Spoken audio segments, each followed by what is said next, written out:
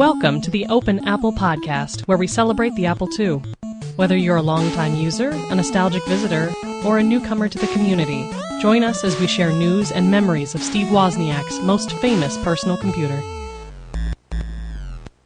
Well, ladies and gentlemen, it's that time of the month again. My name is Mike McGinnis. Here, as always, with me is my intrepid co-host, Ken Gagney. Say hello, Ken. Hello, Ken. How are you this month? I'm fine. How are you this year? I'm doing well. That's right. It's a new year, isn't it? Happy 2012 to you, sir. And to you. I hope the year is going well for you so far. It's been a rough year, yeah. Oh, I'm sorry. Yeah. Nowhere to go but up from here, though. That's right. Can't wait for 2013. If the Mayans will let us have that year. Yeah. You know, every year at the stroke of midnight, I'm always with a bunch of friends having a great time, and 5 minutes into the new year, I think, wow, this year is great so far. If only it could stay this way. But invariably, the clock continues, and the other 365 days just kind of drag me down. So does it just start going hill at like 6 after midnight? Yeah, after that, just it's a goner. Sorry to hear that. Have you turned on your Apple II yet this year? Yes, I have. Wow, Apple II is still running in the year 2012. Who'd have thunk? I would. Isn't there a limitation to the inbuilt clocks in the Apple II where they only run to the year 2040 or something like that? I don't know. As far as I know, the Apple IIs don't actually have inbuilt clocks. You had to buy clock chips or cards for that functionality. Maybe I'm thinking of the 2GS then. Maybe I'm not aware of that. I figure by 2040, I'm probably not going to be thinking too much about the 2GS. Traitor. Well, I'll probably be dead by then. Oh, so you won't be thinking about much of anything. Exactly, yeah. Well, I hope you're still around. It's not that far away. Oh, thanks. I hope you're not around me. I just hope you're around. I see how you are. So it's been a busy week for Open Apple. Actually, it's just been a busy weekend. Today is January 2nd, and on December 31st, we released the first ever end-of-year roundtable. We invited some Apple II celebrities to chat with us, and hopefully you've heard it by now. But there were 6 of us all talking about what the year 2011 meant to the Apple II community and what we hope to see and hear in 2012. It was a great time. A lot of people who hadn't been on this show before, and it was great to chat with them. Yeah, I think it went really well. I had a good time recording it and even listening to it again later. The same day that we released that podcast was also the last day that you could take our inaugural listener survey. We closed that at the stroke of midnight, and on January 1st compiled the results. And we are still contemplating what they may mean and what changes, if any, we need to make to our recording process, to our content, format, structure, frequency, etc. But in the meantime, while we look at those, we want to share some preliminary results with you. Most people love the frequency of our show. Open Apple should continue at once a month, says 85% of the listeners who took the survey.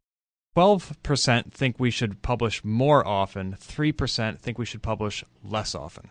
Well, that was something I had always wondered as we did this, was how long, or how many times a month we should actually be doing this, and whether we should be doing it twice a month or once a week. And it sounds like we've actually got the right number. Right. The Retro Computing Roundtable does once every 3 weeks. The Retro Maccast goes once a week. So there are all different schedules out there.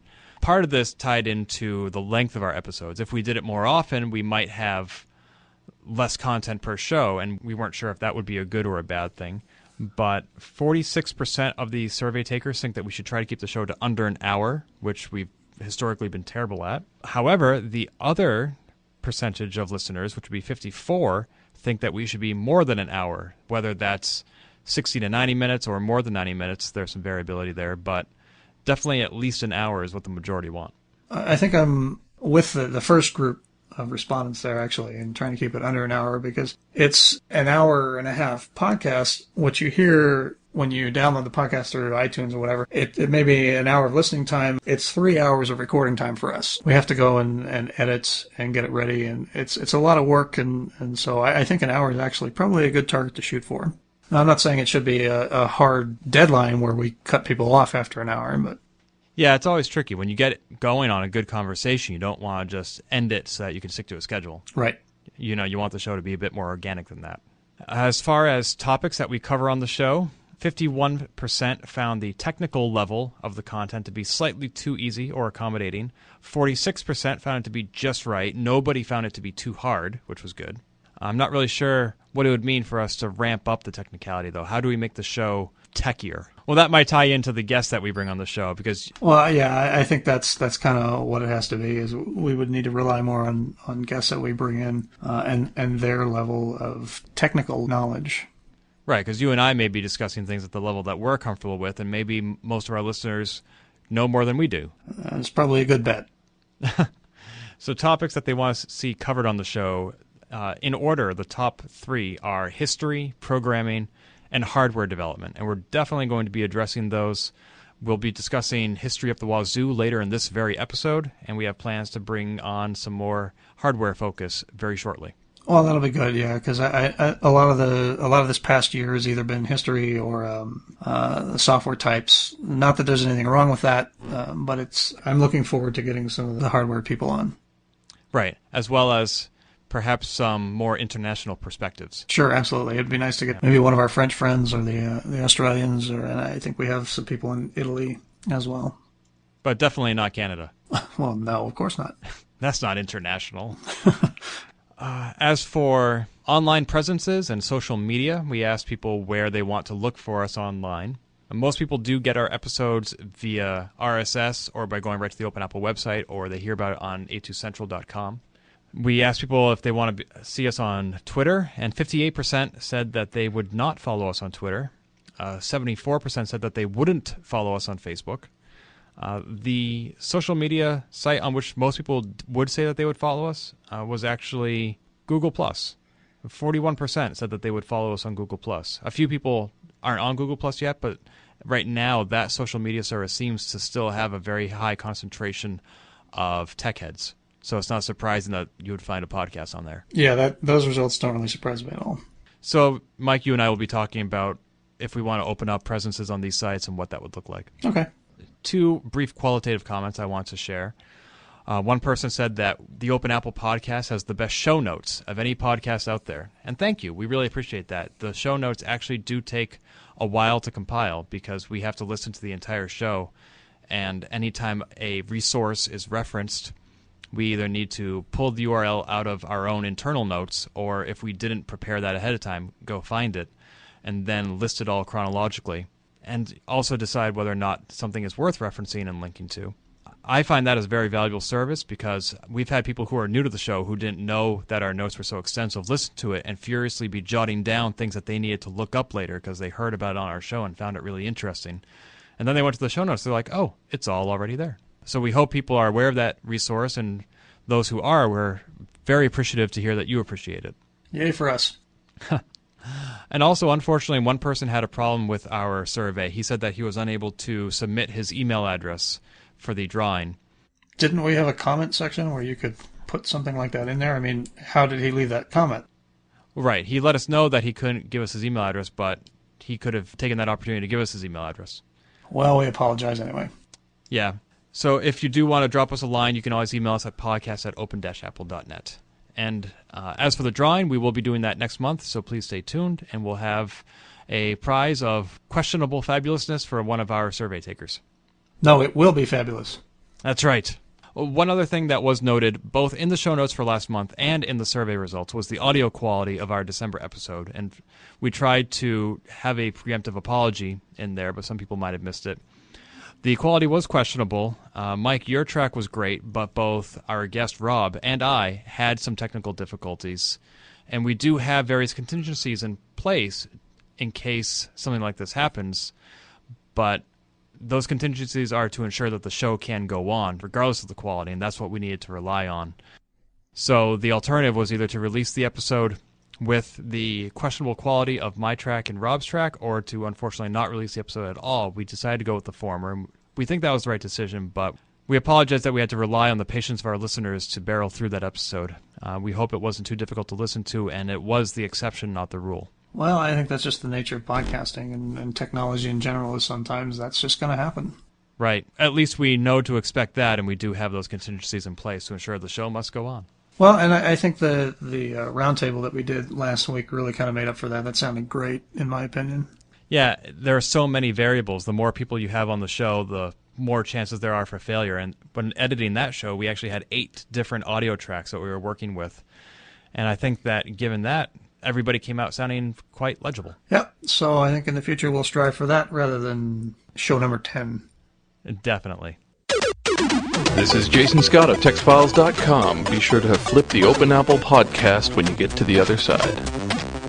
Well, it's a new year. It's the perfect time for a hostile takeover. This episode of the Open Apple podcast, we're pleased to introduce our guest of the month, Retro Computing Roundtable's co-host, David Greelish. Hi, David. Hey, Ken. A day I never thought I'd live to see. Hey, David, how are you? Hi. I'm very happy to be here as your new host. Yeah. Don't get your hopes up. Happy New Year to you, sir. Happy New Year. So do we actually need to introduce you, or should we just tell everybody to go buy your book? Yeah, that'd be good. A plug is always the best thing. Well, it's not like we're going to let him plug RCR. That other show, right? That other podcast. Not to be named. The podcast not to be named. David, you have many roles. You have a long and storied history in the retro computing community. Can you give us a brief synopsis, or is that an oxymoron? No, I can give you a brief synopsis. I got interested in computer history around late 80s, 1990 or so. Read the book Hackers from Stephen Levy. Excellent.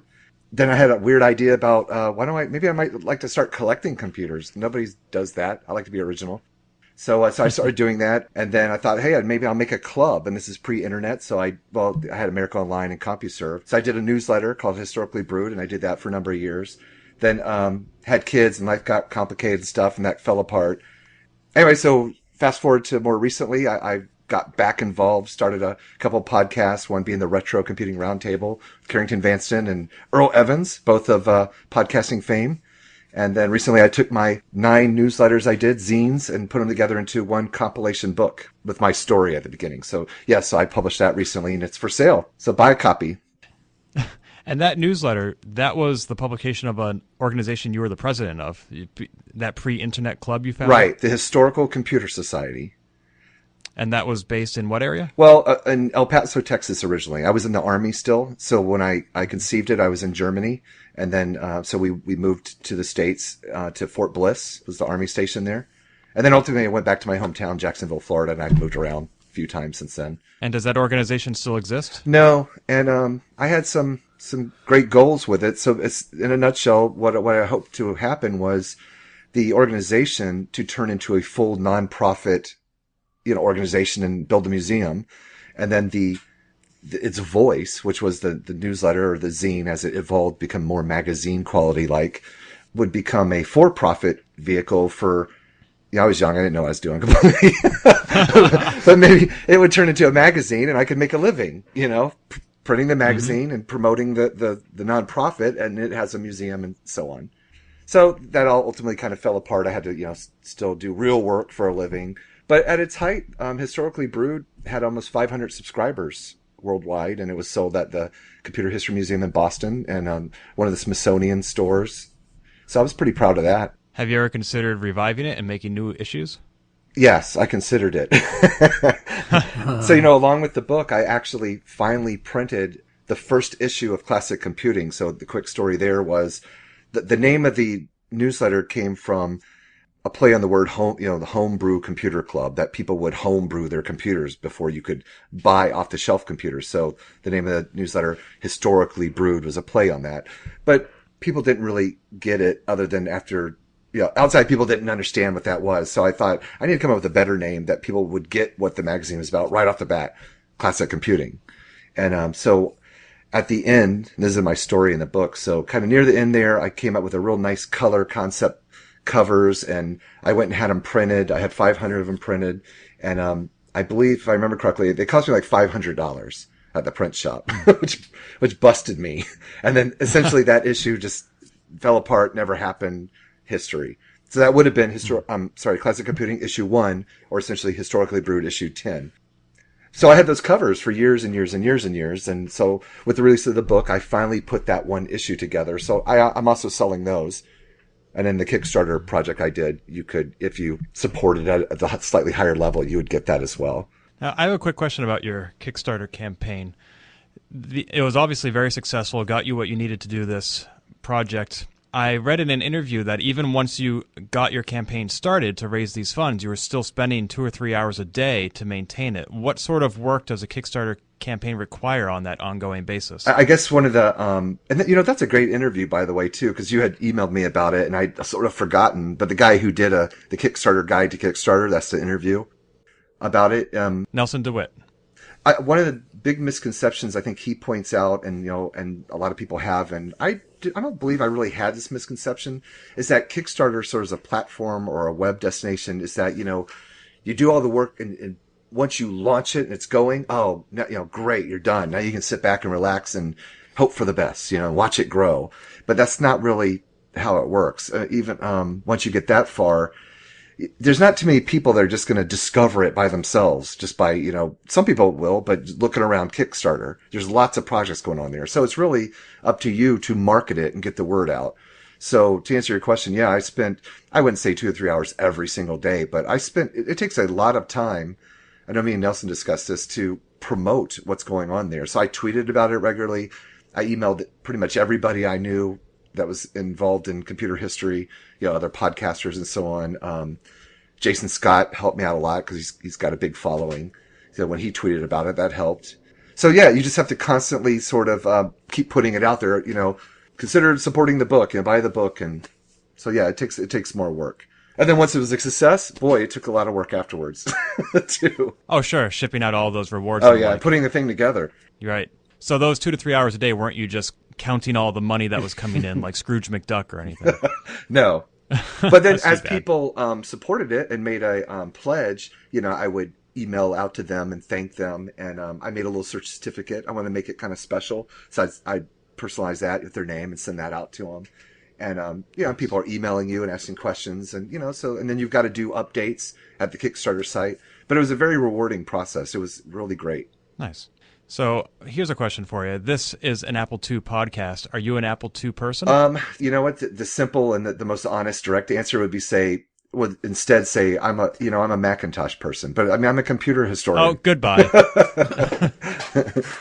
Why did we have this guy on? Yeah. I think we were going for one of his other co-hosts and they were busy. Oh, yeah. I'm sorry. Would it help if I say the first personal computer I ever learned on was an Apple II Plus? Okay, you're buying yourself some street cred there. Yeah, I learned programming on Apple II Plus in college in 1982.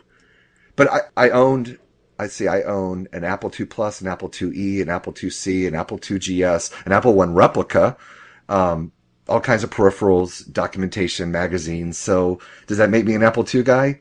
I don't have real history in the Apple II. I never owned one originally, just like I never owned an Altair or many of the other computers that I own now. So I'm not a first generation Apple II user, but I like the Apple II. So, but my history came out of the Commodore 64 for a little while, then the Macintosh. It's what really got me excited about computing. So nowadays you're sort of platform agnostic. As a computer historian, mostly. But you know what, to be honest, especially like interviewing John Sculley and so on, is I'm kind of going back to I'll say Apple roots more. Like I've been worried about. I don't want to be too Apple-ish, and turn people off or whatever. But what the heck? If I want to talk a little bit more about what I like the most, why not? Mm-hmm. And speaking of interviews, on the Retro Computing Roundtable, you have Carrington Vanson and Earl Evans as your co-hosts. And I've been wanting to ask you, how does it feel to have single-handedly killed off 1 megahertz and retrobits? Nicely done, sir. Now, is that fair? Well, maybe did I really kill them off? I don't know. I mean, all three of you are such talented podcasters, and I love all of your shows. And I'm glad RCR has a regular publication schedule, and I wish that Earl and Carrington shows were coming out as often as well. I have a good explanation, and all truthful seriousness about it is I tried podcasting a number of times before the Retro Computing Roundtable, and I'm not very good at it by myself. Maybe now that I have more experience, maybe going forward I might be. I haven't had much time to try it. But I started off, when I've discovered podcasting, I didn't get excited about it until I discovered Retrobits, Earl Evans' podcast. So I'm Earl's big fan. Mm-hmm. I've listened to every one of his podcasts at least 3 times through, gone back to them. Wow. And then I discovered Carrington's, and again, so I'm not a big Apple II person per se, but I'm a computer history person and loved his podcast. Carrying his personality, his humor, and the whole, and I've told him this, on our podcast, is this whole audible way of handling opening stuff and describing it and everything. Just love it. It's just great. And, so I'm their fans. So I did the Retro Computing Roundtable, and I had a stumbling part there for a while. I guess I was overcome with editing and managing it and stuff. Now I don't have those problems, but I decided I think it'd just go smoother and be better if I had two regular co-hosts versus trying to rotate people in. And, Carrington and Earl are podcasters that stood out to me. One of the ways I sold them on it was, not at all to try to kill off their own podcast, but here was a vehicle so that you two and me will sort of be accountable to regularly produce a podcast. Mm-hmm. And I think it's worked out that way every 3 weeks for the most part. No, I definitely agree that working with somebody who can spot you and keep you regular is definitely the way to go. Yeah, so you guys can appreciate that. And I think they both were great by themselves, but I think we're good as a team. Mm-hmm. Yeah, I think we have a good future together. But you still occasionally do have guests on, as you did with Blake. Yeah, and we'll do more of that. And I've got some things behind me, like the book and this interview, which built up recently. Mm. But I hope to do more of my own podcasting, like I do with the Stan Veet book, and people are eager for that, and I want to do it. It's just such a great book, as well as the classic computing video one. Get back to.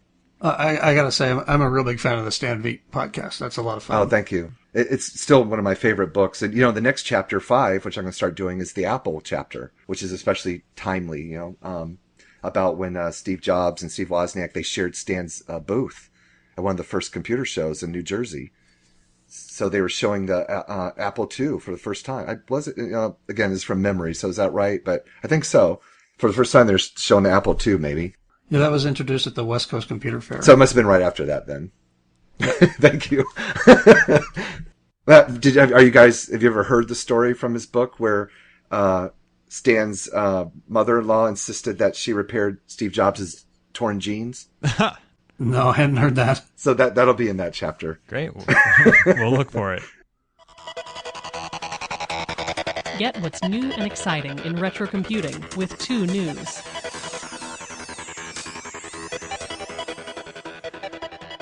As David was just talking about, his Historically Brewed book shipped recently, and I received mine in the mail just before Christmas. And I gotta say, it made a nice Christmas present.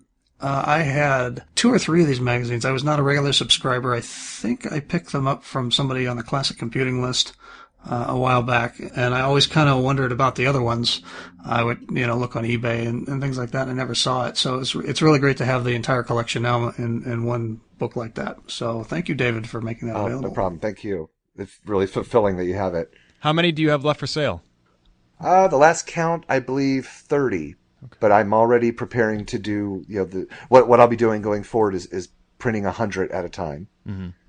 which keeps it, economical. Mm-hmm. I found a really great printer. I think the quality's really good. So, were you putting these in everybody's stockings this past holiday season? No. I would. They cost real money. I can't afford that just yet. But okay. I did send my mother and father one. Okay, I guess that's fair. Yeah. And I noticed that this book can even be ordered technically from Amazon, right? No, yeah, absolutely. It's a real book because it has an ISBN and a UPC barcode on it, which that costs $150 just to do that. So if I had that ISBN, could I go to Barnes & Noble and order it? Not yet, but I'm working on that. Barnes & Noble, I have to actually send them a physical book for them to consider it. So I have the application here, and I just got to do it. Cool. Well, good luck with that. Thanks. Do you think it'll be hard? Well, I mean, I hope that they consider it and deem it worthy.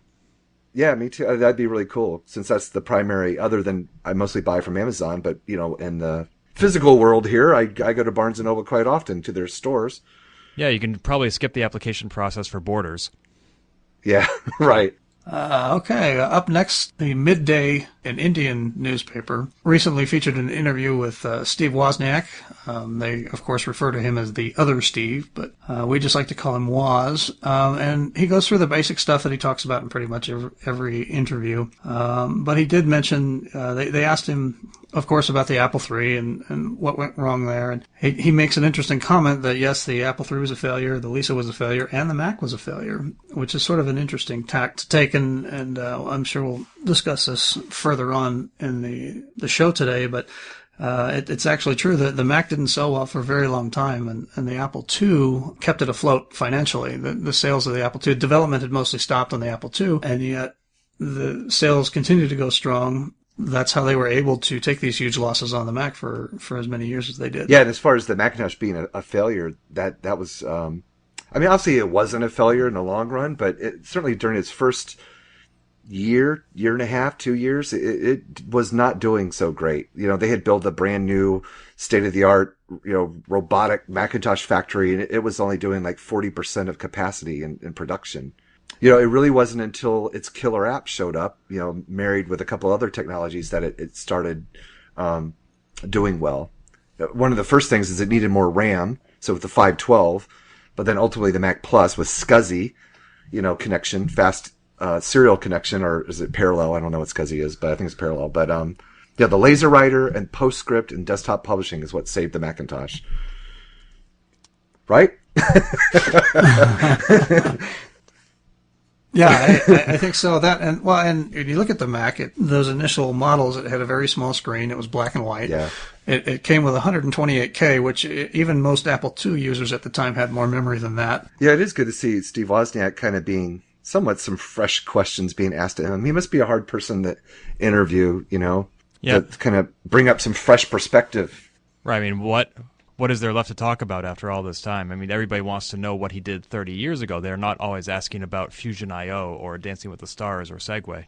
Right. But he at least seems to be willing and happy to talk about the stuff. I know that there are certain people out there that after a while they get tired of talking about things and they just won't anymore. So it's nice that he's still willing to engage. Up next we have the Retro Challenge. Ken, you added this one to the news. You want to take us there? Sure. The Retro Challenge is a twice-a-year hacking competition on retro computers. It's kind of like Hackfest, which is held at Kansas Fest, except instead of 1 week, it offers contestants 1 month to create a retro computing creation. And instead of using just the Apple II, they can use any hardware that fulfills the specifications listed in the contest regulations. And instead of having to be at Rockhurst University in Kansas City, you can be anywhere in the world. So it's a pretty cool competition. It has obviously a wider audience than Hackfest and has quite a few entries. This year, they have 21 people signed up for the so-called Retrochallenge Winter Warm-up. The quote-unquote real Retro Challenge occurs in the summer, I think in July. This year, of the 21 that they have this winter, I see 6 or 7 that are Apple II specific. There are brief descriptions of the entries that are currently being worked on, and they include such descriptions as, I plan to make some music with 1 or more Apple II computers. Another person wants to create a BBS package for the Apple II. One person wants to do something with the Apple I. He's not more specific than that. An Apple IIe 9600 BPS cassette interface downloader, and Apple Pascal on the Apple IIe. These are some of the items out there. So these entries will be submitted by the end of the calendar month January, and there are some fantastic prizes that they can choose from, including a subscription to JuiceGS, coincidentally. Now, Ken, are you going to participate in either the Winter Warm-up or the actual Retro Challenge? I am not. The organizer actually asked me if I would be, and I'd love to, except by putting out 1 issue of JuiceGS every quarter, 1 episode of Open Apple every month, and 2 blog posts on Apple 2-bits every week, I just really don't have the bandwidth for any additional challenges. Well, just quit your job.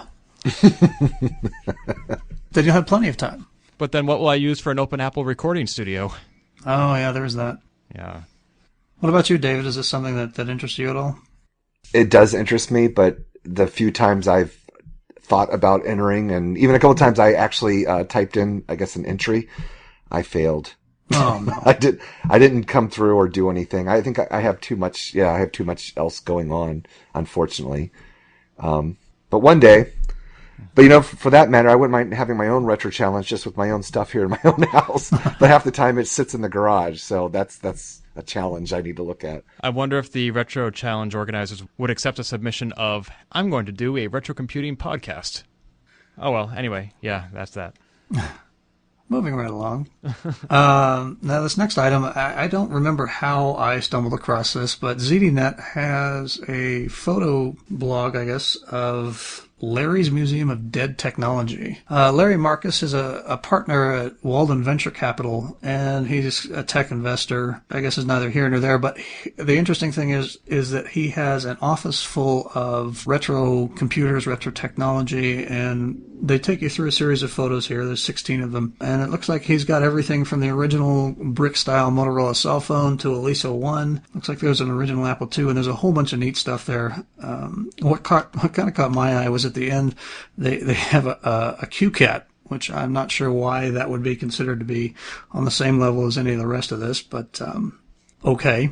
And what is the QCat again? It was sort of this little hand scanner thing, and you could scan in a barcode in, say, a magazine or on a product, and you would automatically get emails from the company who was marketing the product that you were looking at, and you could get deals and that sort of thing. And I think the QCat achieved some notoriety because of the amount of spying that the company that made the QCat was doing on your activities when you use this thing. It was more than just the products that you were scanning. I remember that. And as a result, it didn't really sell very well. It was sort of excoriated in the market, and they went out of business. And since then, there's been kind of a small hacker community that's built up around the QCat to do other things with it. So would you say that QCat codes were precursors to modern-day QR codes? I would say so, yeah. It may have been a technology that was before its time, made by a company that didn't really understand what to do with it. Yeah, I see some other cool stuff in his collection, like a Nintendo Virtual Boy, a 32-bit portable video game system, as well as a Walkman, which really isn't all that rare, I think. Well, if it's on eBay, it's rare, rare, rare. True. Actually, I recently saw a video of someone who said, here's how to run iTunes on your Apple II, and it, instead of synchronizing with your MP3 player, it synchronizes with your Walkman. Nice. Yeah, it was meant to be humorous, I think, but he actually seems to have done some coding that allows you to play sound on your Apple II and record it to your Walkman, which by itself isn't a hardware feat, but it's just a really clever video the way he cut it. Sure. And what's interesting for me about this whole his office setup here is kind of straying away from Apple a little bit here. Is he's got a lot of really nice, hard to find stuff in there. I mean, there's an Altair 8800 he's got 2 floppy drives and looks like a CRT terminal and a bunch of stuff that's would be really hard to find today. There's a Commodore PET. I mean, there's a lot of great stuff in here, and it's not just Apple. So, David, what kind of a setup do you have in your home office to keep all your artifacts? Without giving you a long story, I'm from Jacksonville, Florida, and so some things changed our lives, like layoff a couple years ago. So I now live in the greater Atlanta area, or lesser Atlanta area, as Carrington likes to joke around. Uh-huh. So we've been renting, and we just recently moved again, like in September. So I don't have anything set up, unfortunately, other than the basic office setup. So all my stuff is in the garage. But yeah, I love what this guy's done, and this is exactly what I hope to do. Did you see that Altair setup he has? Yeah, that's quite a setup, because it looks like he's got an original 8800, maybe is that 2 of them? But he's got a disk drive terminal with it. 2 disk drives and a CRT interface and a couple of other things. Commodore PET. Yep. So pretty impressive. I'd like to do something more like that. At my job, occasionally I break out some stuff as far as I'll take it there and set up something and mess with it, in between working. And a few things I bought recently, I have them shipped there. So then I take them out of the box and keep them there a couple of weeks. Set up. Ken, you have a 2GS at work, don't you? Why, yes, I do. Oh, I've heard you talk about it. Yeah, it's an Apple II GS that I pulled out of my parents' basement the winter of 2008. And it had been sitting there for 11 years. Prior to that, it ran a dial-up bulletin board for 4 years and got about 22,000 calls in that time. But I dusted it off, hooked up ADT Pro, eventually installed an Ethernet card, and now I'm able to transfer disk images back and forth. I still have a couple of hard drives I haven't imaged, and I frankly have no idea what's on them, and I'm really curious to find that out. But yeah, every now and then I'll use it to, again, make disk images or just spend a lunch break playing Oregon Trail or Lode Runner. The IT help desk doesn't seem to have any problem with the fact that I have it on the company network. So this really pushes the limit on BYOT, bring your own technology. Nice. If I was your IT support, I'd make you get rid of that thing. Total security breach. That's right. We don't support that. I'm just kidding. I haven't had to submit any help desk tickets yet, though. Ken, you said you'd run a BBS on that? Why, yes, I did. Are you going to, now that you have an Uther card, are you planning to bring it back online and maybe run it through a serial port? Well, let's see. The BBS software I used, Warp 6, was designed to be a dial-up bulletin board. I have no idea if that's adaptable to be run over Ethernet. I suppose I could, on the off hours maybe, hook it up to my direct line here at work and have people dial in, but I don't even know where my modem is anymore. No, I don't think I have any plans to run a dial-up BBS again. There are so many more modern and different ways to connect with the community nowadays that I don't think running a dial-up BBS, at least in my case, would be worth the effort. That makes sense. Sorry, you'll just have to call into the podcast instead. Oh, man.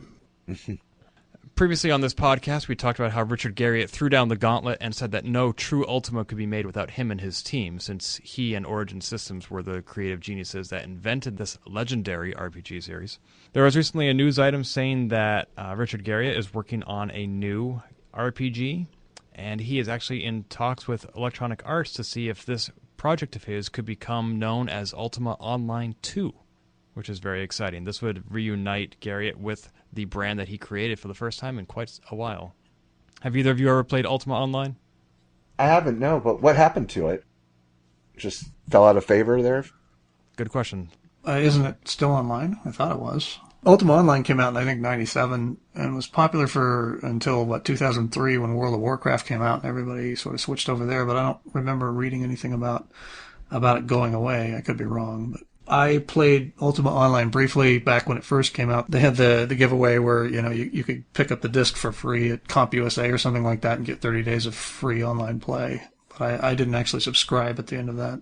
Yeah, according to Wikipedia, it is still up. It has released in the last 14 years 8 expansion packs, a booster pack, and dozens of other free content updates.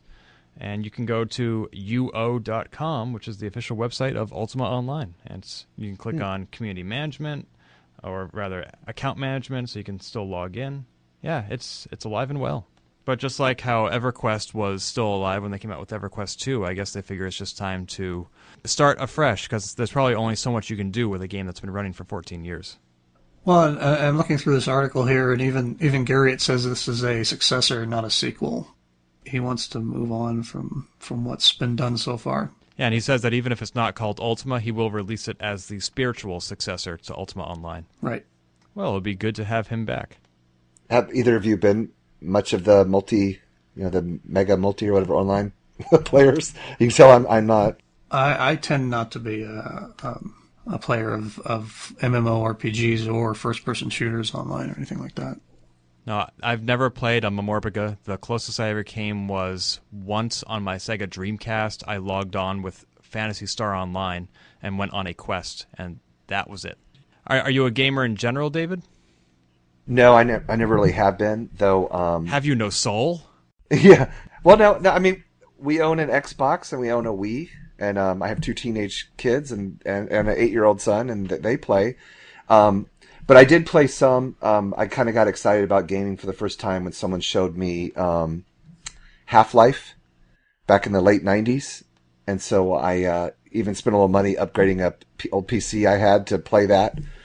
And then when we got the Xbox, I played Halo 2 and Half-Life 2. Mm-hmm. And but no, otherwise. Well, now on my Mac, too, I've played Oni. I really enjoyed that one. Mm-hmm. But again, that's a long time ago. Well, I know your RCR co-host, Carrington, there, he's always talking about different games, like not only retro-themed games on the iPad, but also more modern games like Portal 2. Certainly, he's talked you into trying some of these. Actually, I do have Portal, not Portal 2, but I have, through Steam, I have Portal. And I also have the episode 1 of Half-Life 2. So I have played those some, but I'm not a big gamer, modern gamer. More of a Pac-Man guy, huh? Yeah. Or I was, anyway. Oh, I don't mean to knock it. This weekend, Andy Malloy and I will be making our annual sojourn to Fun Spot and the American Classic Arcade Museum up in Laconia, New Hampshire. Over 250 machines from the 80s, and they're all still just a quarter. Wow. That would be great, because that was a good time. I was of the right age during the late 90s, listen to me, late 70s. You wish. You're Nice confusing try. you with me again. I graduated high school in 82, so, I was right in there when the rise of the video game arcade into the early 80s. So, that was an enjoyable time. I spent a lot of quarters. Oh, yeah. Yeah, some of them just wouldn't stop taking your money, like Gauntlet. Oh, those games were impossible. It's more like Tempest for me. That was a good one. I never mastered it. Although it is featured prominently in the novel Ready Player One, which we've talked about on both this show and your show. Mm-hmm. I highly recommend picking it up. Definitely the best book I read in 2011. I guess it was inevitable that we would talk about this here. I don't know how much time we want to spend on it, since it's been done to death in the news, in the mainstream news already. For anyone who was not living on this planet, the past couple of months, the Apple partnership document sold for $1.6 million at auction. Obviously quite a bit more than was expected. Either of you two have any thoughts on that?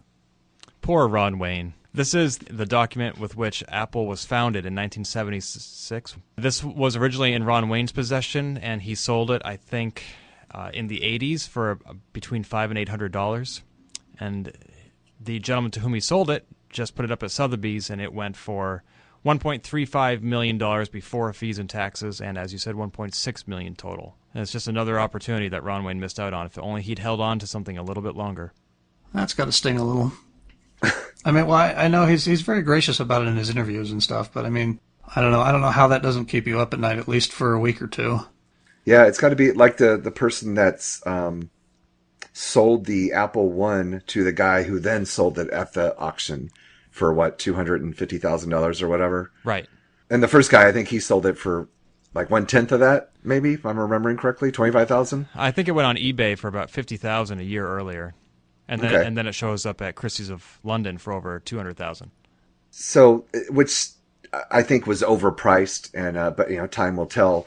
But I can kind of understand. But this I can't understand. I don't see why anybody could think these documents are worth over $1 million.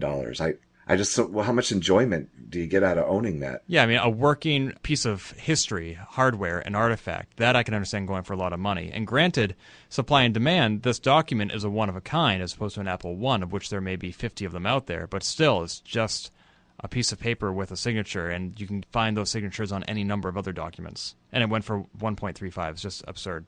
And we talked about this on the RCR, the last show, and I don't see it as gaining in value or necessarily even keeping its value. And then for that matter, which maybe doesn't matter if the person has so much money, but let's say 50 years from now, I'm just throwing something out there, but Apple Computer may not exist. And really in the big picture, it may not even be very significant 50 years from now. It'll have its place in history. So then how much is that document worth? Mm-hmm. Something, but is it worth that much? And Ken, you had mentioned, that you can get those autographs in other places. I think Woz will sign pretty much anything you put in front of him. Oh yeah, he will. It's funny you bring that up because there's like a little business called Signed by Woz? Yep. Yes. So I've wondered, how does that work? So does Steve Wozniak does he get a little bit of money commission out of it? He must. I don't see why he'd do it. All the money goes to his charities. Oh, it does from there? Yeah. And what's neat about it is they have a bunch of stuff that you can get, that you can get pre-signed and buy directly from them. But if you have, like, say, an Apple II or something, you can send it to him and he'll sign it and send it back to you. I have two things signed by him. My copy of iWoz and my Replica One. Nice. Okay, I'm on the Signed by Woz website, and it says, Mr. Wozniak does not profit from the sale of any of the items listed above. We thank him for generously helping small businesses like this.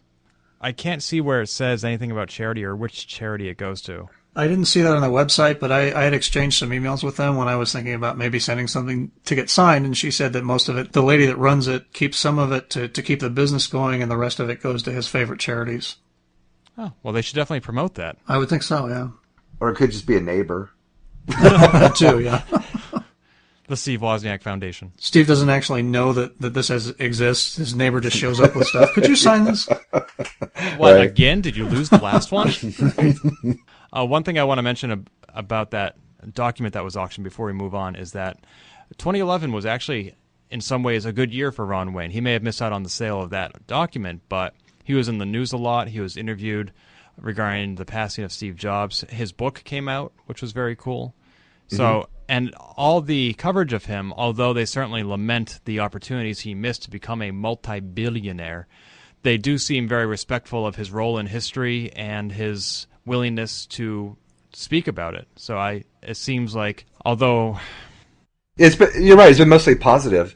But I have one question. He was in, and I'm trying to remember, I believe it was the PBS documentary from a month or two ago. Yes. And they had him riding around in a limo. I saw that. Yeah, that was funny. What was it? Why? But he was in Las Vegas, wasn't he? He lives in Las Vegas, yeah. Oh. I was like, why is he in a... I guess they just needed a setting, and they decided, oh, he's an Apple co-founder. Let's make him look ritzy and glamorous. Right.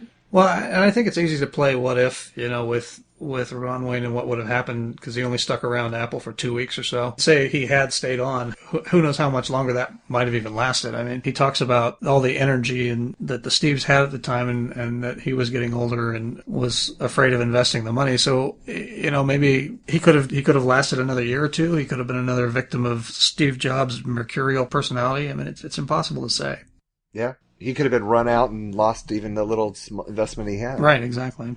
And since we brought up the partnership document, it makes a nice segue into the next piece here, in which apparently Stanford now has a large Apple document archive. The Daily Mail over in the UK has a nice article about this, as well as MSNBC, which has a photo blog, some of the stuff that's available through this archive. It sounds like in the late 90s, I guess, Apple is actually considering putting together an Apple museum, but because of their financial problems and trying to focus on getting back on track, they instead donated all this stuff to Stanford, and it's now available to the public to view. You can't just show up and knock on their door. You have to request material 2 days ahead of time at least.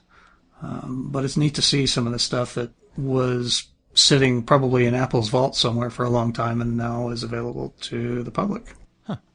Yeah, it was after Steve Jobs came back in 1997. I was just reading about it. I don't remember all the details, but it was definitely 1997. So I'm trying to find, here's something from Engadget. Yeah, it's not like a public place. It's just a big climate-controlled warehouse. Right, it's in a secret location, so you have to request stuff ahead of time. You can't just go wander through it. Yeah, I believe at some point Apple, and maybe they won't, or I know Steve Jobs was never for this, but it seems like Apple needs to consider having a corporate museum in the future. I think that would be wise. Especially in the flying saucer. Yeah, and they're building this whole new campus. Why not devote a little section of it to their history? Sure. They can bring back the, the Icon Garden? Mm-hmm, yeah. With Clarus, the dog cow. One thing you can also look up while you're at Stanford is the complete history of JuiceGS. They have a copy of every issue, at least from Volume 7, in their collection. They're one of 10 museums or libraries in the world who have JuiceGS right now. Nice. And speaking of JuiceGS, we just published another issue. The last issue of the calendar year 2011 came out with a lovely photo by Andy Malloy of the Tiger Learning Computer on the cover. This is our second 24-page issue in the calendar year 2011. We haven't done two 24-page issues in 1 year in 10 years, but we just had that much content that we had to get out. It's, in my biased opinion, a pretty cool issue. It has the first full-length article by Eric Shepard in 7 years in which he reviews the Steve Jobs biography.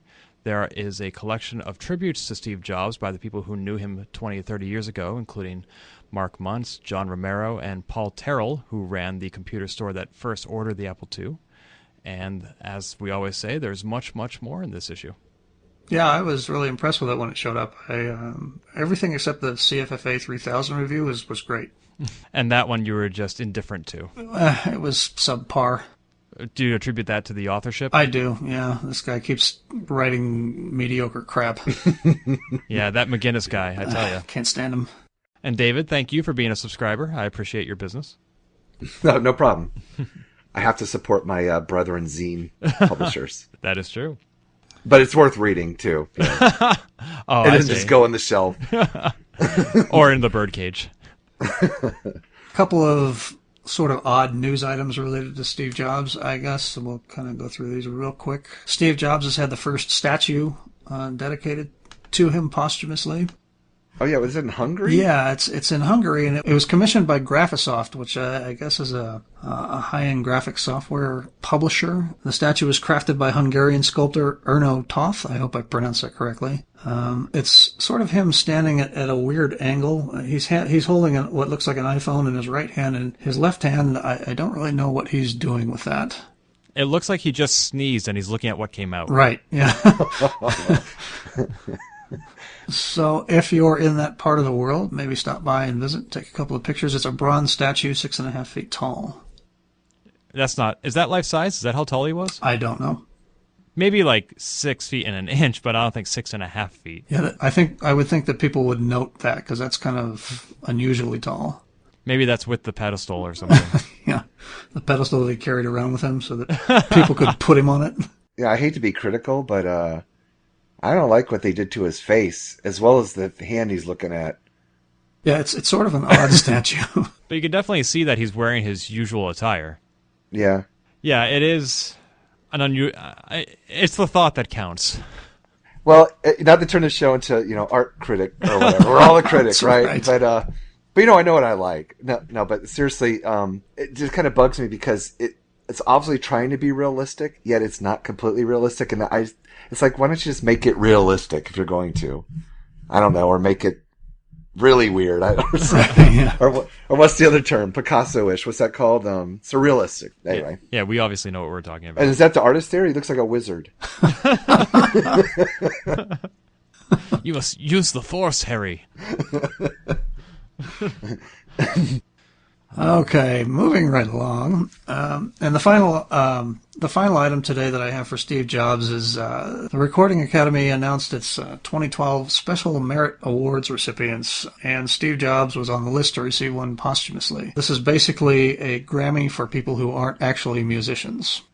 And what's this about? Some Apple software update? A number of Apple II emulators have been updated or released over the past month or so. ActiveGS has a new version that updates it for Firefox and Chrome. The Open emulator has been updated to version 1.02. That expands the emulator's capabilities from just the Apple I to the Apple II as well. And Egan Ford, who we also know is Data Jerk over at the Jerkworks, has put his Apple Game Server online.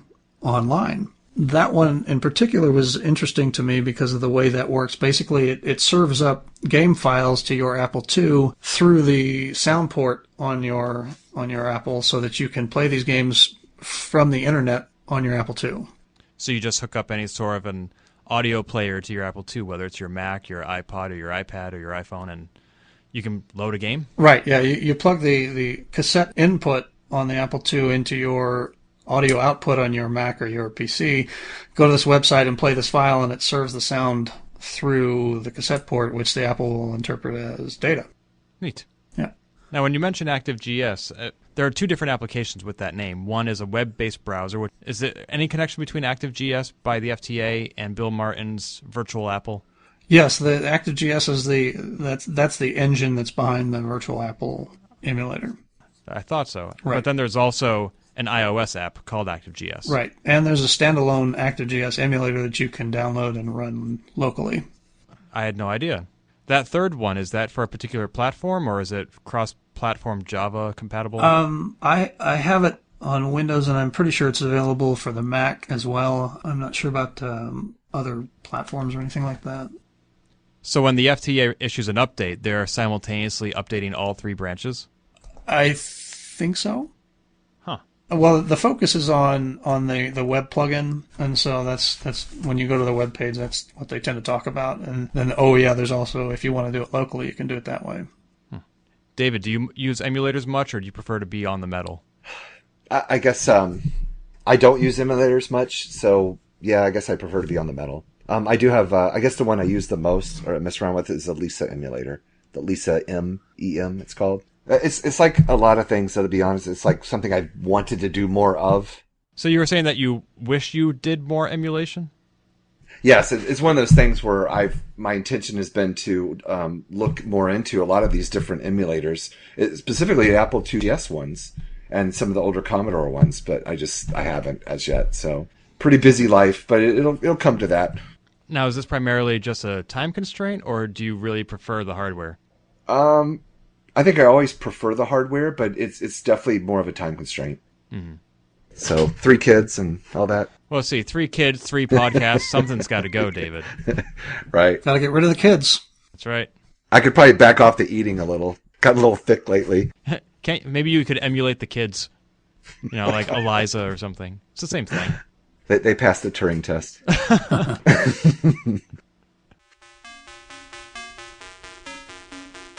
What's it worth to you? Hold on to your wallet as we look at the latest Apple pickings.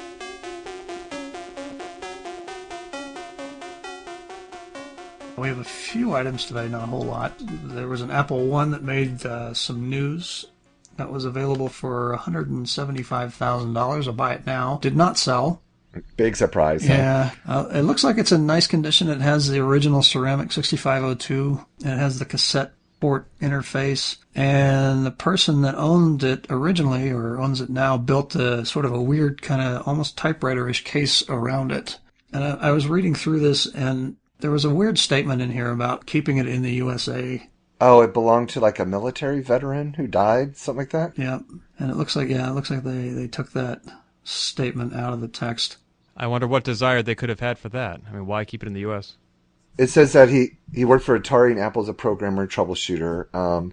He loved technology and served his country in Vietnam, which may have eventually caused his death from cancer 3/5/2003.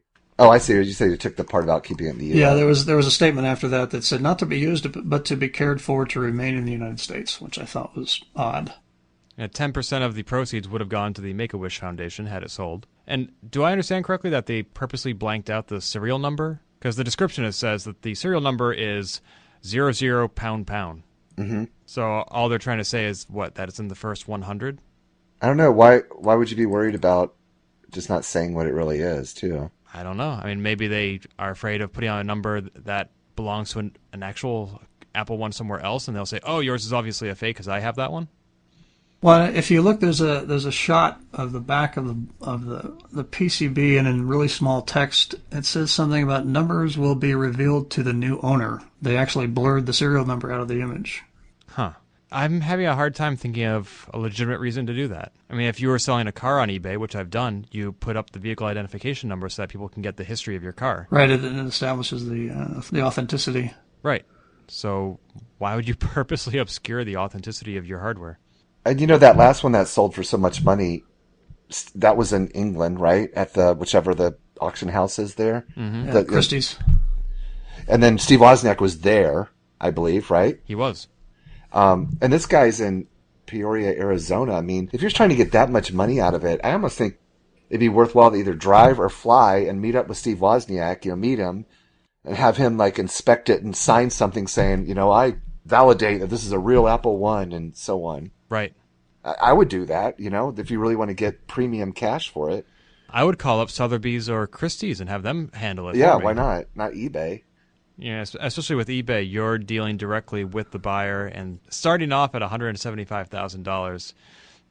I mean, I don't think even the Christie's auction started there. You start low and then you bid high. Yeah, I'd start something more reasonable, like $150,000, so it could be bid up. I'd probably start at $20,000, but then I'd probably set a reserve of $250,000 or something. Anyway, yeah, it's a good find, and it probably is real, but there are these strange questions that we don't have answers to. It's got free shipping, but then delivery is estimated within 12 and 13 business days. Oh, you get what you pay for. Yeah, you can't go and get it to me overnight. Well, if I were going to pay $175,000 for anything, I would drive out to Peoria from wherever I was in the country and pick it up. Uh-huh. I wouldn't trust that to the mail or any kind of delivery service. I should point out that the seller has a feedback rating of 541. It's 100% positive. Mm-hmm. So he sounds like he's legit. Yeah, again, for that kind of money, you'd almost expect the seller to fly to you right with it. Kind of like the top-level Kickstarter reward. Donate this much, and we'll come to you and sell you our book and show you the movie and play music for you. Right. Or you can call me at any hour. Right. Between 9 and 5. Have anything more reasonable on eBay this month, Mike? Well, no Open Apple podcast would be complete without at least one mention of the Apple III, because I'm a fan. And this one I thought was interesting. This is an Apple III that's been upgraded to an Apple III Plus, which makes it fairly rare. And it had the Titan 3 Plus 2E emulator as well. So I thought that was kind of neat. It looks like it sold for $550. Kind of surprising considering there was an Apple III that sold a couple of weeks back for well over $900. It wasn't nearly as featureful as this. Wow, they've really gone up then. Oh, yeah. I haven't owned an Apple III since like the late 90s. And I had a profile hard drive, and you could pick one up for less than $200 or cheaper back then. Yeah, they go for a pretty penny on eBay. Moving to the next item, Ken, you found another Apple II. Oh, yeah, and they've been going real crazy dollars lately. It's a very nice Apple II. Yeah, this is another Apple II, not a Plus. Let's see, do we have a serial number on this?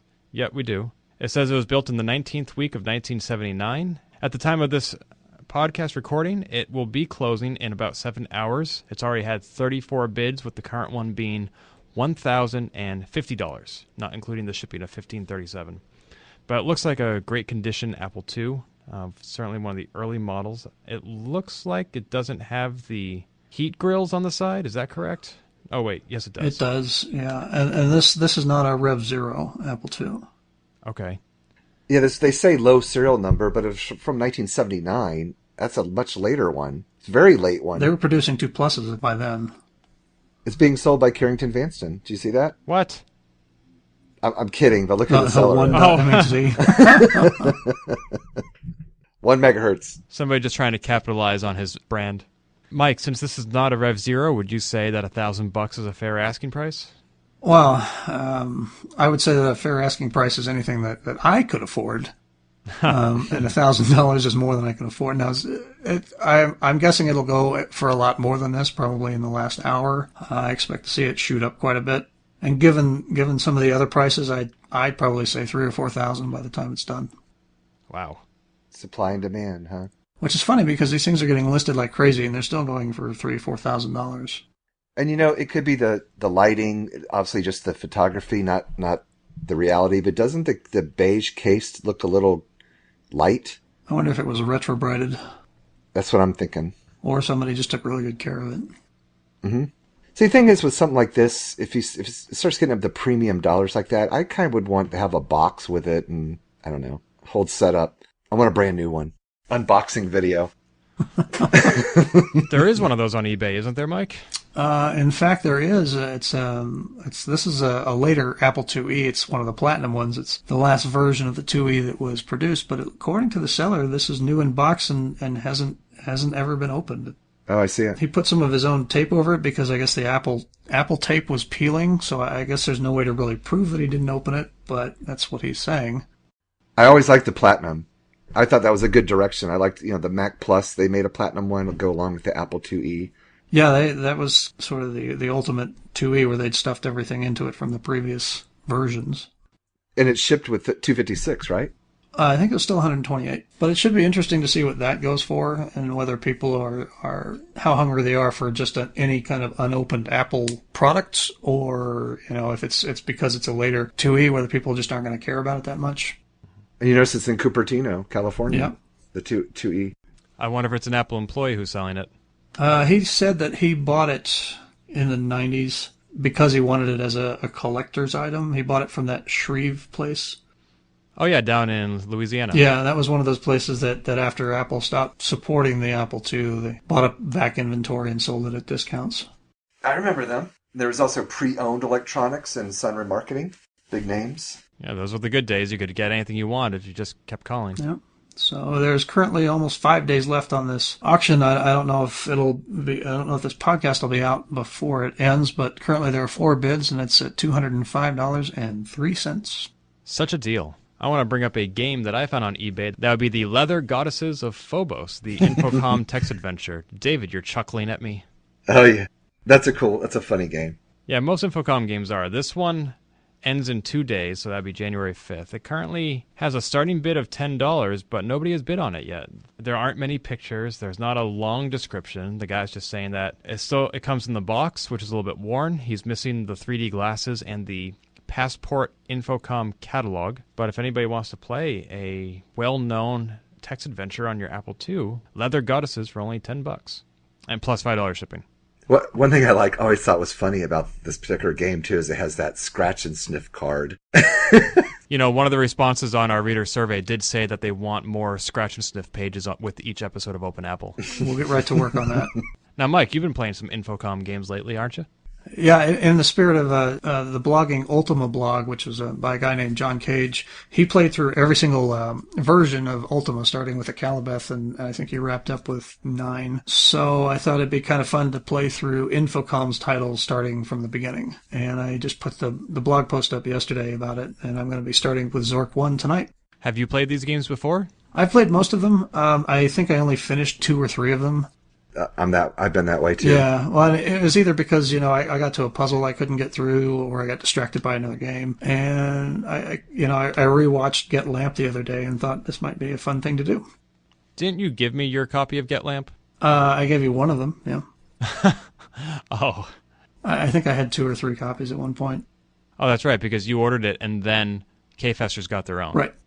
Oh yeah, you guys met Jason Scott and heard him and everything.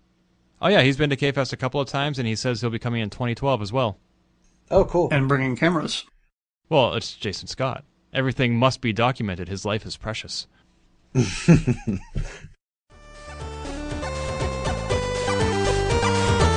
Old or new, it's still cool in Retro Views.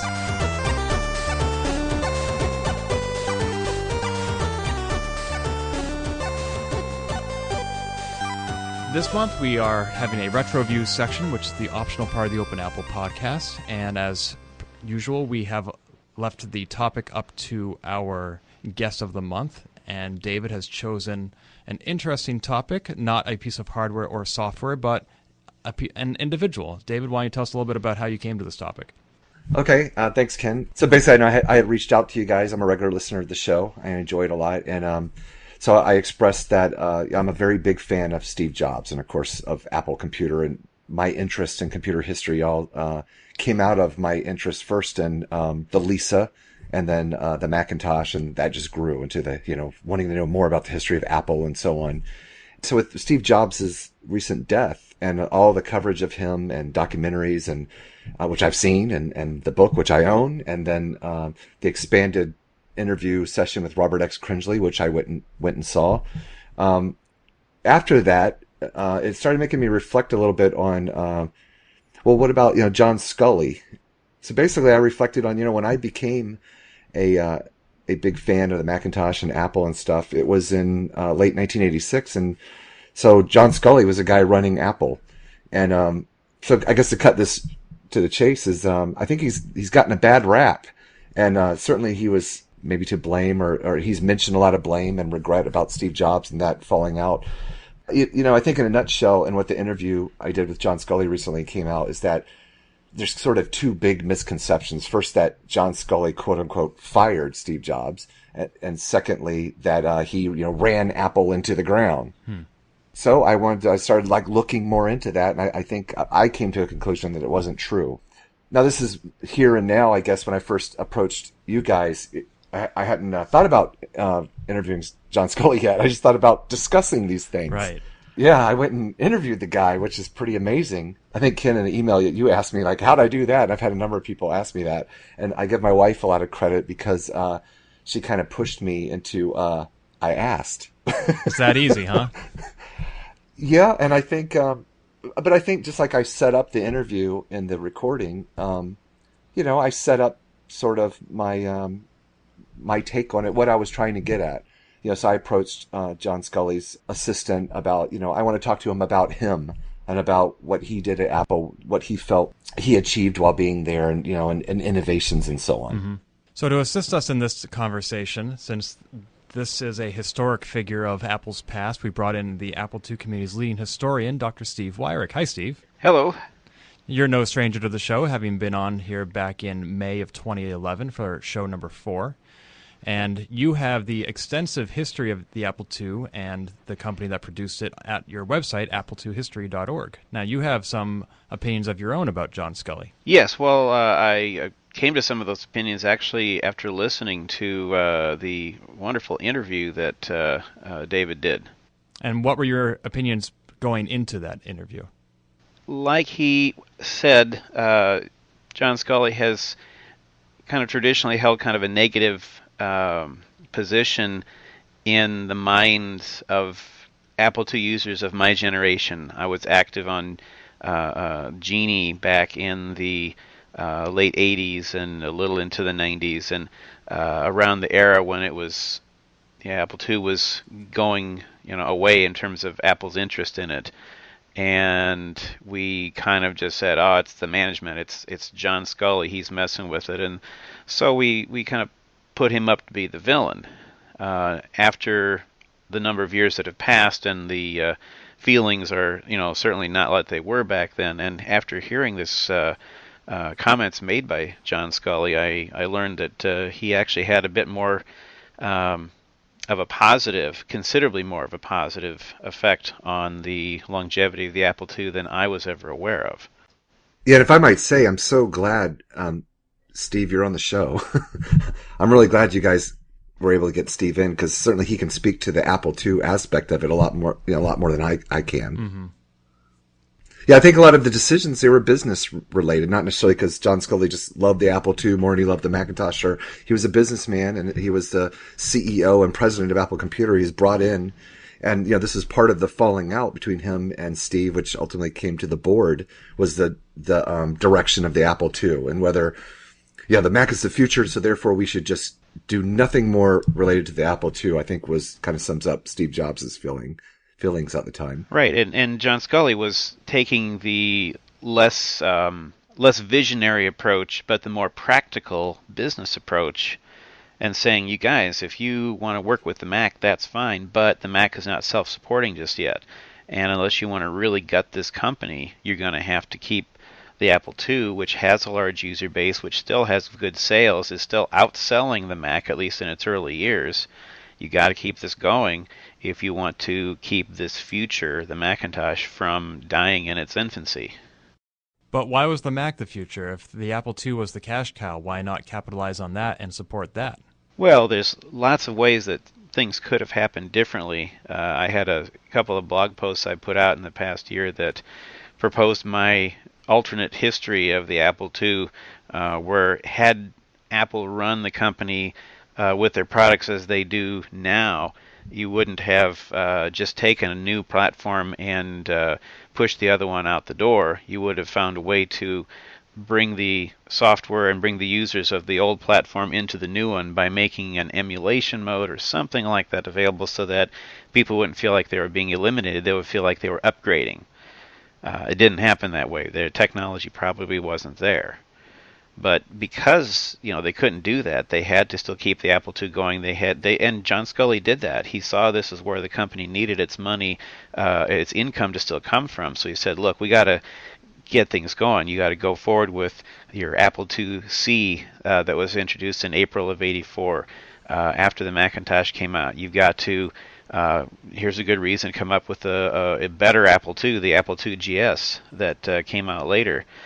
So he kept things going, and had it not been for Sculley, if Jobs had still been running reign over the company, it's very possible he would have said what he thought about the Apple II. This is the past, let's go on with the Macintosh, this is the future, and the company may not have survived. Mike, what's your take on the decisions Sculley made? Was he responsible for them? Were they the right decisions? Well, I think overall it was, as David and Dr. Steve are saying, it's a business decision. As we discussed earlier with the Woz article, where he called the Mac a failure, and it was from a financial standpoint for a long time. They needed the Apple II around to continue to pay for Mac development until it caught on, and eventually they were in the black, and at that point they could go ahead and retire the Apple II line. My only disappointment was simply in the way that the Apple IIgs was treated. It was pushed into the educational market. It wasn't marketed at all, largely because it looked like a color Macintosh. Mm-hmm. But I mean, other than that, I don't fault Sculley for really any of the decisions he made around the Apple II. So is there somebody else that you do fault? No, I think that it's just, you got the 6502 chip was an 8-bit processor, obviously, and you can only go so far with that sort of architecture without incorporating it as emulation into another machine. And if you look at the way Apple has done things pretty much since its inception, they don't look back too much. If you buy a Mac today, it can only run a previous version of Mac OS so far back, and then... That's along the lines of what I was thinking. The Apple II line was an 8-bit computer, and I was just looking up the Apple III because I frankly don't know that much about it by heart. Because I was thinking maybe was it a 16-bit computer, but I guess it really wasn't. It was a slightly more advanced 8-bit computer. They had looked at putting a 16-bit chip in there, and they had also looked at doing multiprocessor options, but this was in 78, 79 when the Apple III was in development, and at the time I think it was just seen as too expensive. But I wonder if people, Apple II users, let's say specifically, or just Apple users in general, would have felt differently if, say, the Apple III had been introduced and it was essentially, a 16-bit Apple, and then the Apple IV was a 32-bit Apple. If that lineage might have seemed more not replacing, but just evolutionary. Do you see what I'm meaning? Like Mac users versus Apple II users are just... Like Apple is abandoning Apple II users by going with the Macintosh versus it all being just totally evolutionary? Well, that's where if decisions made at the time of the design of the Apple III had been done differently, if they had not hobbled the Apple II emulation, had instead made it very robust, and so it could have sold the Apple III as the next Apple II, so to speak, and that could have been the better computer. There's other things that happened that made that a problem too, but assuming things worked out properly, that could have been the evolutionary machine from the Apple II. Maybe then you'd have a 16-bit Apple III that would come out sometime after that, and then they'd be ready for the Lisa Macintosh 32-bit micros. As far as evolution of the Apple product line, I could see the case being made for that. But as far as compatibility between the 2, the 3, and then the Mac and moving into the 16 and 32-bit, I don't know how long it makes sense for a company to maintain that backward compatibility before it becomes a problem. And when you got a guy like Steve Jobs who's pushing the Macintosh anyway and is willing to just burn the past down to build the future, it sort of makes sense to me anyway that why Apple went that way. Oh, certainly, but I mean, we didn't have people who had the Apple II who were whining about the fact that it didn't run Apple I software. There weren't that many Apple I users, number one, but number two, that there was so much more you could do with the Apple II than you could with the Apple I, and there was so much more conceivably one could have done with the Apple III than with the Apple II. It had a better operating system, it had a lot more modern features in it, it had more memory. There's a lot, 80 columns. There's a lot of things the Apple III had that were really well done conceptually. It's just the implementation and how they chose to do it. In terms of the Apple II, it didn't work out. They said, no, Apple II's for home and school, Apple III's for business. We're not going to let the two mix. Yeah, that was kind of a bad direction there, right. I think.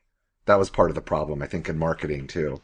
And that's where in the 80s and the 90s we felt this way about the Apple II because, Apple's just pushing the Apple II into schools. They're not doing anything with it, and they're saying the Mac is all for business. And look at all these people that are using AppleWorks for things that work so much faster and better than stuff you can do on a Mac right now, at that time in the 80s.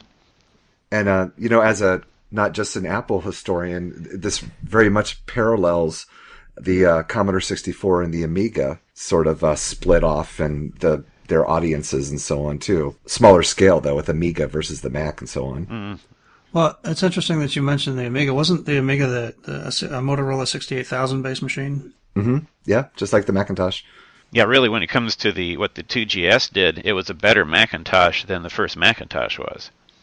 Did you guys happen to have a chance of, real last minute, I sent you all something I found, like a sales chart? Yes.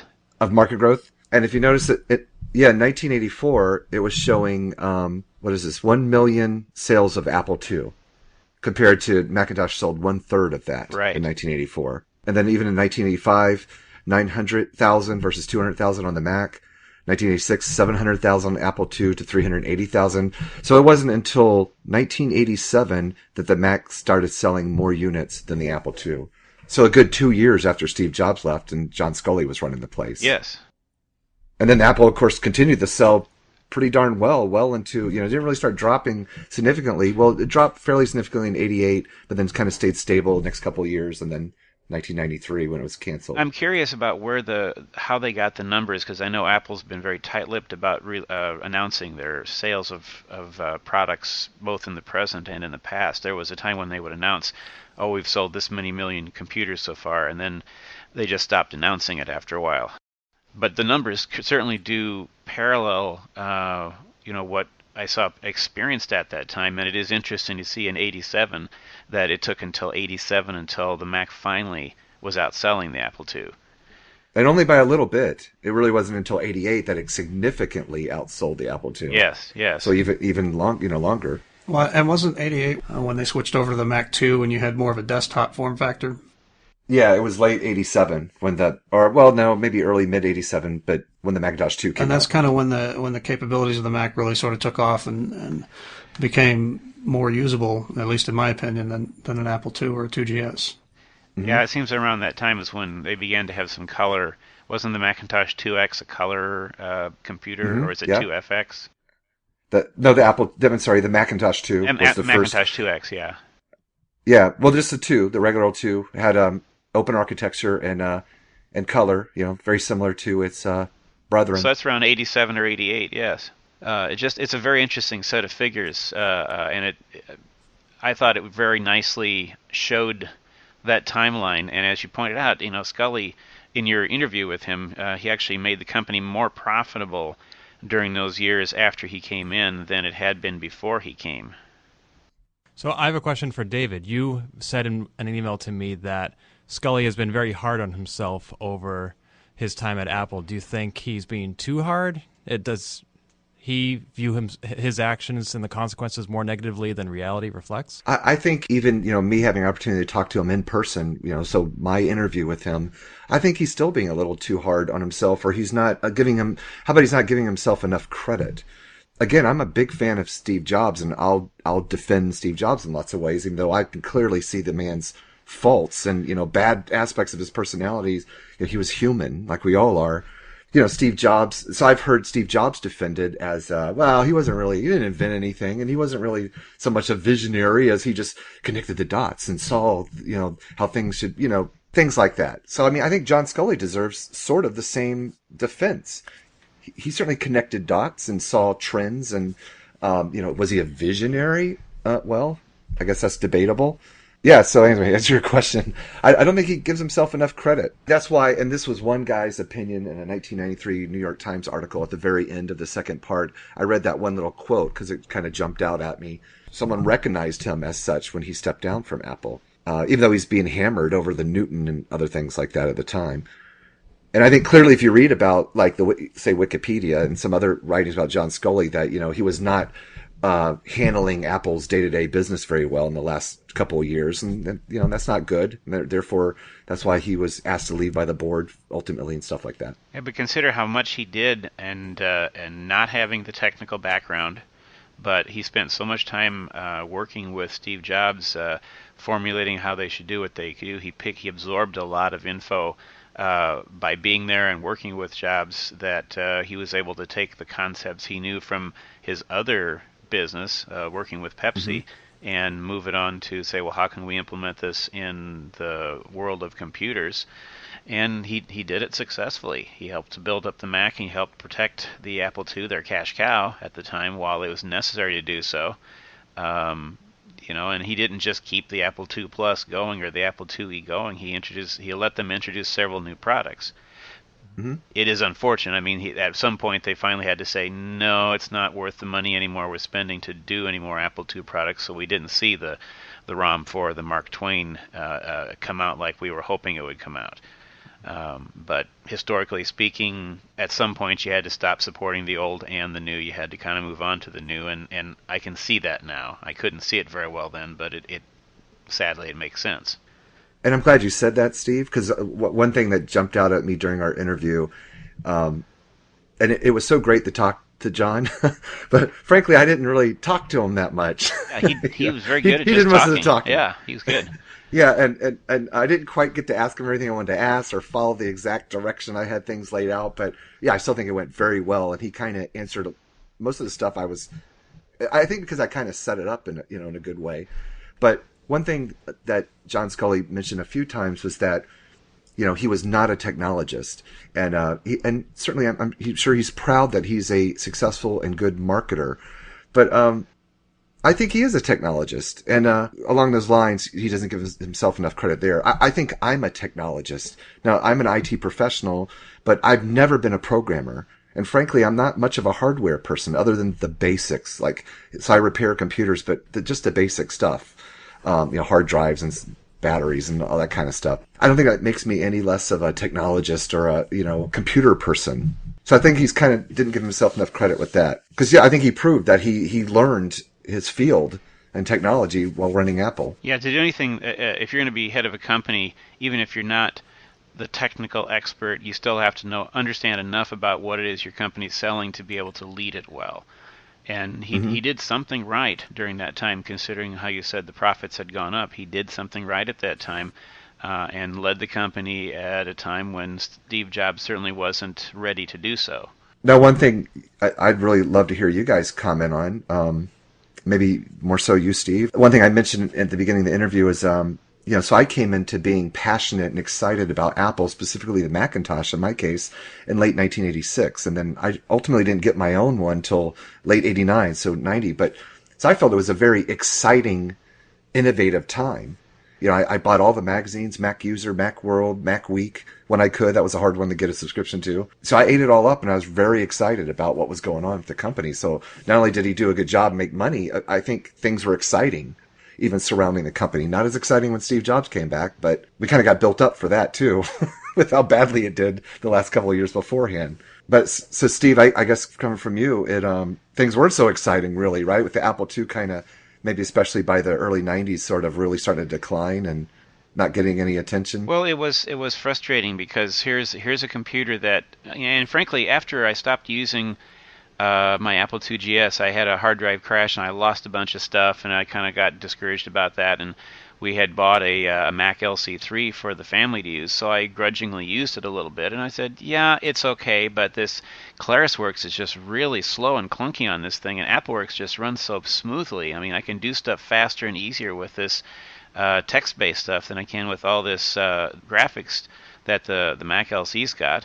It was kind of disappointing that I was having to feel like I was stepping back in terms of my capabilities by going to the Mac at that time instead of using what I had been accustomed to using for several years. We just kind of felt dumped on probably at that time, and that's the way everybody in the Apple II community is. Apple's screwing us, we don't get the love like the Macintosh gets. And it was a little discouraging, and that's why I had done a year ago. I did that parody of the Dan Fogelberg song, Another Old Lang Syne, and the one line in there that made me think of it is this place where in his song he says goodbye to the girl he's met, and he feels that old familiar pain, probably back in school when this happened. And that's where in my song I had put it and said I saw this ad for Macintosh and I felt this old familiar pain, because at a time it was, for us Apple II users, it was kind of like, Mac, they're stealing all the good stuff. It was painful at the time. And Steve, you said that you did a song parody that referenced Sculley in a rather negative light. Well, yes, the American Pie parody, and I've been trying to think about a different name to put in there, because clearly, even at the time that the Apple IIe was discontinued, Sculley's gone at that time. He wasn't even working there anymore, so I clearly should put some other name in there, but I'm not sure what to put in that's two syllables that fits. So I'm trying to figure out how to change that, because I really think I should withdraw that disparaging remark and put in something different. Now, Steve, your opinion of John Sculley was such that his book, what's it called, The Odyssey? Or Odyssey, yes. Just Odyssey, yeah. When Odyssey came out, you wouldn't even touch it, but you were certainly open to listening to David's recent interview with John. So what has made you more receptive to these alternative takes on history?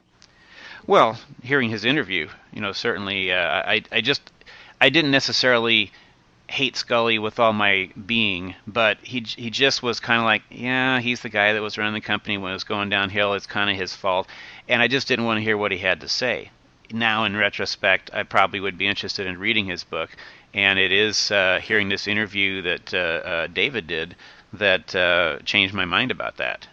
But why even listen to the interview? Why not just say, "Oh, it's an interview with that Sculley guy. I'm going to delete it." I think it's because of I have enjoyed so much what David's done with the Retro Computing Roundtable that I thought, well, David's interviewing him. I ought to listen to that one. I see. So you weren't tuning in for John. You were tuning in for David. Well, a little of both. A little of both. I should have talked more. We should have gotten John to interview David. Oh, there we go. Yes. I actually got a couple of complaints, I'll say a couple, about how long the introduction was, and that alarmed me too when I finally put it together, because you don't hear John Sculley for over 5 minutes. And I was like, oh, but I just felt it was important to set up the interview in such a way. And then, the good 2 minutes of it, I'm actually reading this history and background, in front of him, if you will, on the Skype with him, in case he wanted to interject or, oh, that's not right or something. I felt it was fair. Mm-hmm. So, but then that's all the talking I do for the most part. You'd almost have to do that, though, to give the background for those who don't know as much about him as you did in doing your research for it. And otherwise, he'd have to sit there and tell it all himself. Right. Maybe it just gets that stuff out of the way so we can get on the stuff that you wanted to talk about. I thought, it was a little bit long, but it worked out. It worked out because he certainly did not shy off from the microphone once you gave him a chance. No. Like an hour and 20 minutes. Yes. And that was just part one. No, that's both. Oh, okay. It's like 44 minutes part one, I think 38 minutes part two. It was well worth a listen. If the people listening have not yet heard it, it's well worth going to David's Classic Computing site and take a listen. It's just a good ability for John to tell him about what's going on. And that's another thing, too. When John Sculley was talking to David, he wasn't... David told me when he sent something about it to me in email, he said, well, it's not very much about the Apple II. I thought it actually had a lot about the Apple II in there, and he wasn't going into it with, as apologizing to a big Apple II fan for how things were in the past. He just kind of said the way it was, and so I don't think he was doing anything to try to make himself look good to Apple II people. He was just saying how it worked out. Mm-hmm. Yeah, I think so. I don't know if it exists anywhere else where it's just him talking pretty much mostly about himself and his time running Apple, versus answering all questions about Steve Jobs and things like that. And he even got in a little bit into the Newton and how some miscommunication about a statement he made about the Newton gave the press the idea he was expecting there'd be billions of them out there, and that wasn't what he was trying to say. But of course, as we know, the press will jump on whatever it wants to, and then it gets repeated as truth.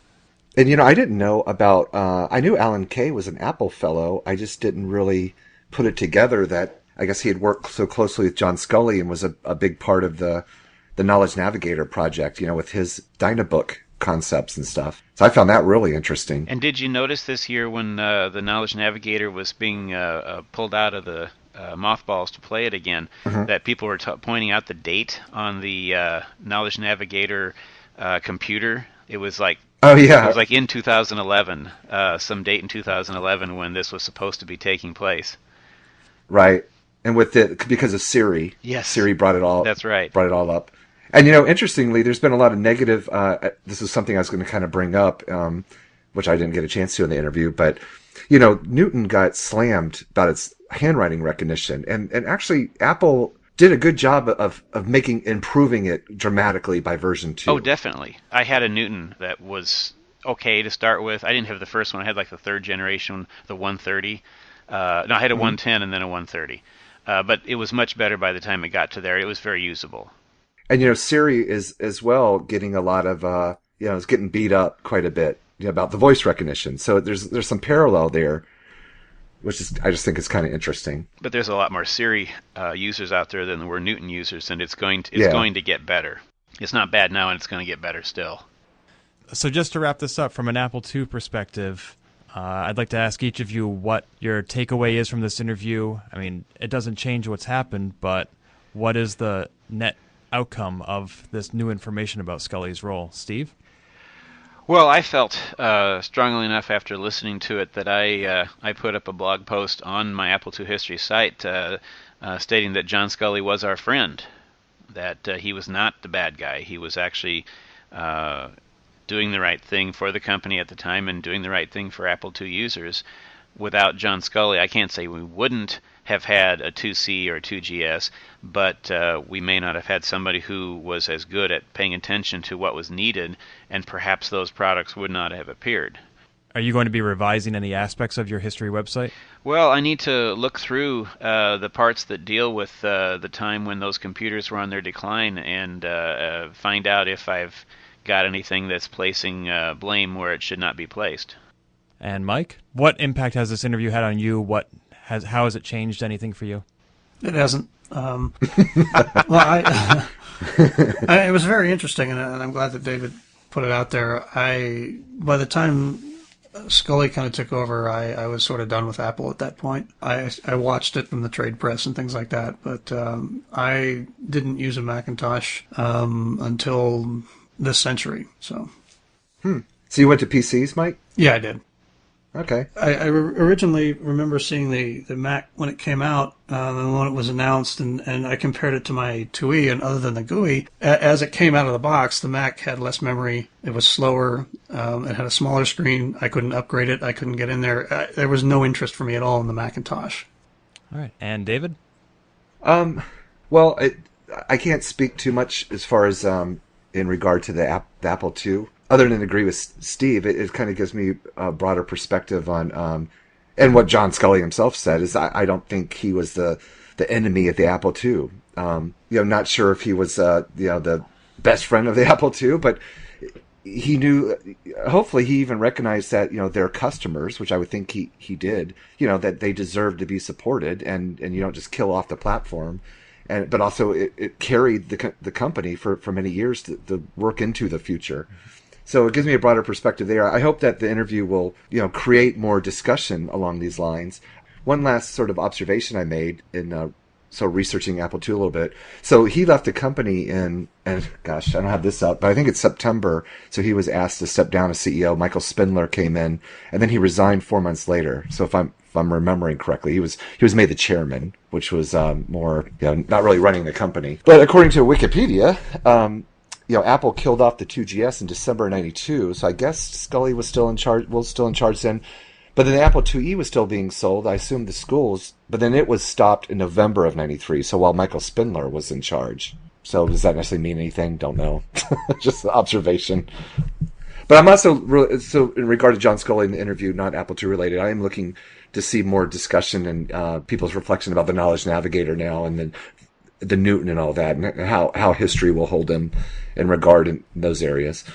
Is there any question of considering the source? I mean, given that the Apple II community has had a low opinion of Sculley for decades now, is Sculley himself the best person to tell us what really happened? Again, I don't know that he has anything to defend himself about at this point. What happened is what happened, and I don't think he's going to come back and say, "Oh, I was a bad person, the Apple II guys. I'm really sorry." I think he's just looking at it. It's a business decision. If those numbers on these graph that David sent that link to are correct, by the time 1993 rolled around, they only sold about 30,000 Apple IIes that year, or Apple II units that year. So at that rate, that's probably time. It's time to do something about it. I mean, you can't really continue to support it forever. It down from 100,000 the year before to 30,000 in '93. It's probably time to say goodbye. There are plenty of really good books that have been written about the history of Apple and Sculley's role in that from an outsider's perspective, or at least that weren't Sculley's words. So having an interview from Sculley, looking back on the way things were now with some perspective and time, I think is a very good thing. Great. Well, it was very timely for you to conduct this interview, David, and we certainly appreciate having you on the show. Same with you, Dr. Steve. Thank you.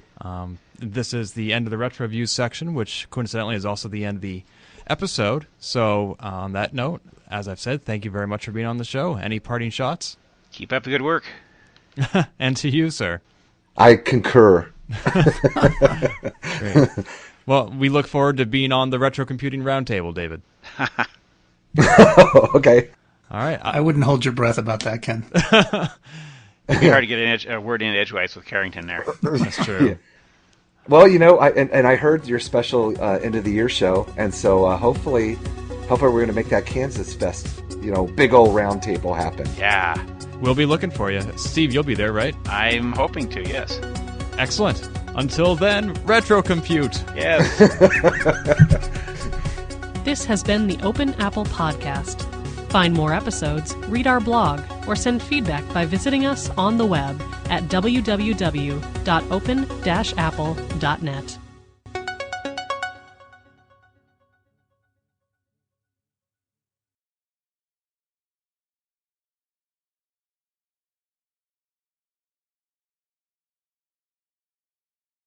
You're going to have to cut that out, because of copyright.